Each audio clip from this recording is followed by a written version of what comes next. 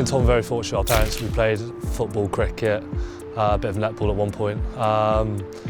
But yeah, rugby was kind of always that focus. When we were younger, it was definitely competitive. So like if you were winning in garden cricket, you'd lock the other one out just to like kind of wind them up a bit more. Whereas I don't think we do that now because to be fair, we probably kill each other. But my dad coached us since we started at Grassroots when we were like 4 years old. I remember him like taking me and Tom off the pitch because I don't think we were very happy with each other, and I remember him telling us off. When you first start, it's tag, and then like, you slowly build up into it, like start adding new rules, and eventually you can tackle. And in fact, by then I was fly half, so I was trying to avoid contacts, but it's a bit different now. Pretty classic route in terms of school, county, Sale Sharks. When I was like 14, 15, and then from there you work through like the England 16s, England 18s, England 20s.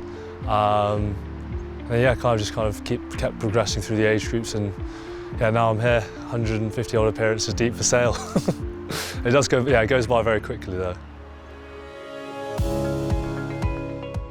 My first custom OPRO was, I think it was England, it was either England 16, I think it was England 16s.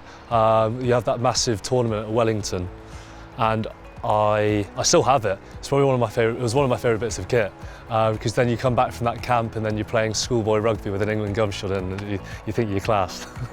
For me, touch wood, I haven't actually had any like big knocks to my mouth, but there was definitely one a few years ago with Peter Stringer in training. I remember thinking like, that was very lucky he had an OPRO mouthguard in.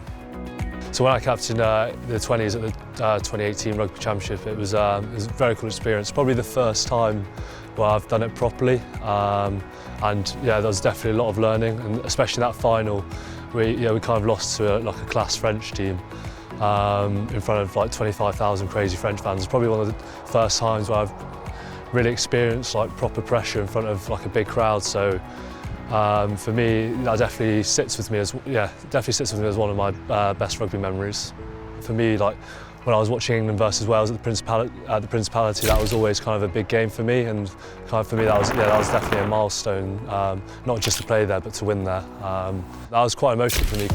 My one bit of advice to the young generation would be to play as much sport as possible. So not just rugby, but football, cricket, bowls, golf. Like, I think it's important to play all sports, not just to kind of get the actual skills from them, but from like a social, mental perspective. I think it's massive. You meet a variety of different people, and also just gain experiences. I think it's massive when you're young.